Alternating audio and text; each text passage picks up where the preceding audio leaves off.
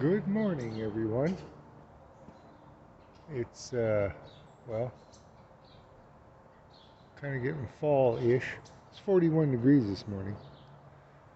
Thought I'd cut a little bit of grass and, we better sharpen the blade. It's one of those electric ones. Let's see. Yeah, it lasted about 3 years. Still cuts grass, but the motor that self-propels doesn't work. So we tossed it out at the school. I brought it home. They were going to give it the heave-ho. If you don't mind pushing, at least it still works and it's a battery. I haven't used gas in the last year or two. That way I can put the gas in other vehicles, aka the bike. But I did figure out how to how to get the race out of here.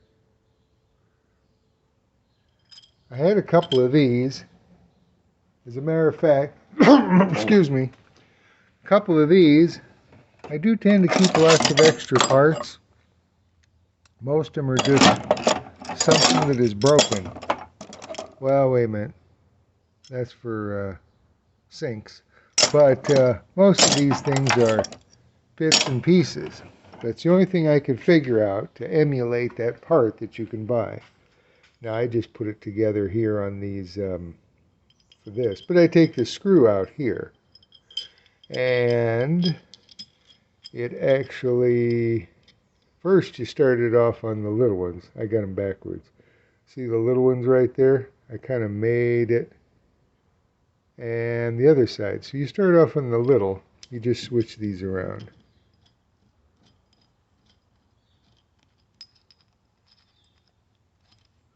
Oops. There we go. Yeah, so it's like this, but you actually, see I ground it. So you actually put a vice grip on here. After you get it in here, then you put the other one right up against it like this. It's hard to do with one-handed.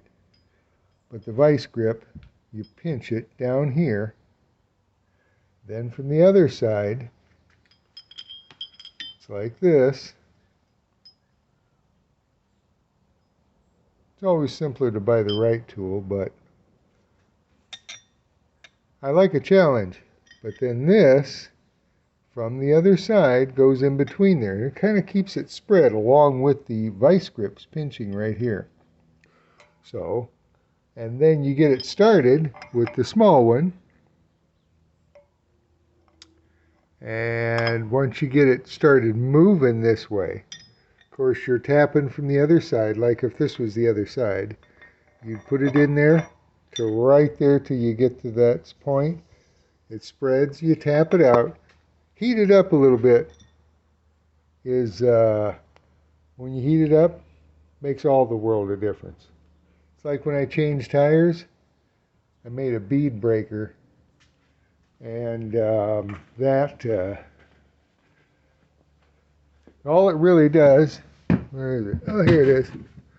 All it really does is push down with a big pipe I put in here, not that, and it pushes down the tire and bead. So it makes a lot of difference if you actually have heat. Heat it up some way, somehow. But then put the big one back behind there once you get it moving. Again, just flip it around. So it's like this. The big one gets back behind there. And you got to round it a little bit. Probably work better if I'm actually showing you something while I'm doing this. But you round it a little bit. Just like for the other end to get it started. And then you just end up pulling it directly out. I ground this one smaller because that's the one I'm going to use to put in the new one. Let's see, right there we go. Yeah, I just ground it smaller so that when I put the new one in, which is over here, I can tap it and it won't get stuck. So, I mean, if you're in a pinch, and I think I'll continue to use these, I still have to figure out a better way than the vice grips to pinch it right here. I mean, this works, that helps. So it's 2 points here. This pinches down.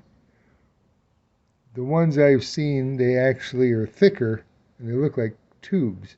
They actually have a bolt here, like a bolt that goes right here.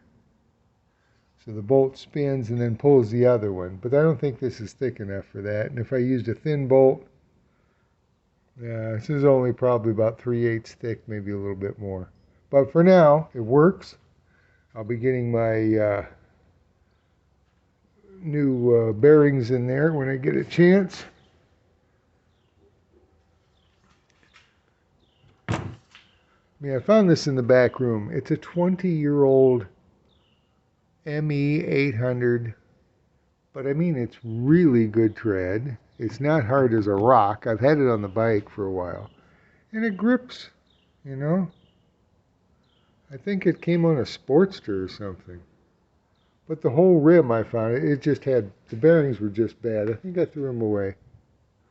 But, well, that's it for now. It's a good Saturday. A little cold out. The wife's went to work. She's feeling better. It was a tough time this spring with her kidney problem. But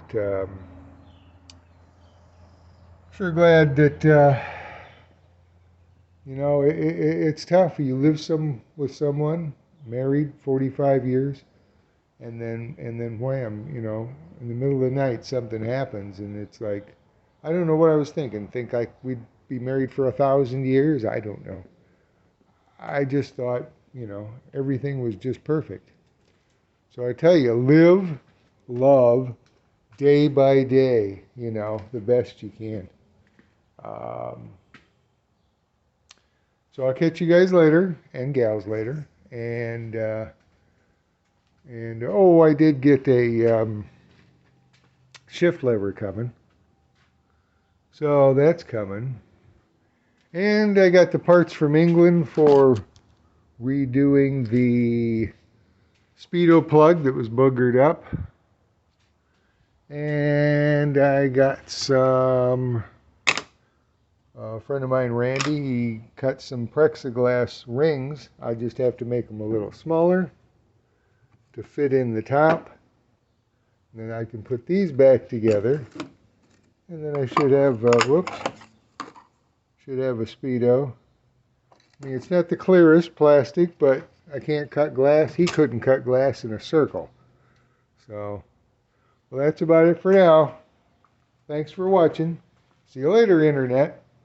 And get out there, ride, enjoy. I mean, if you like jumping from a plane, jump from a plane. This is the only life we got, I think. It seems that way. See you later. Peace. Bye-bye.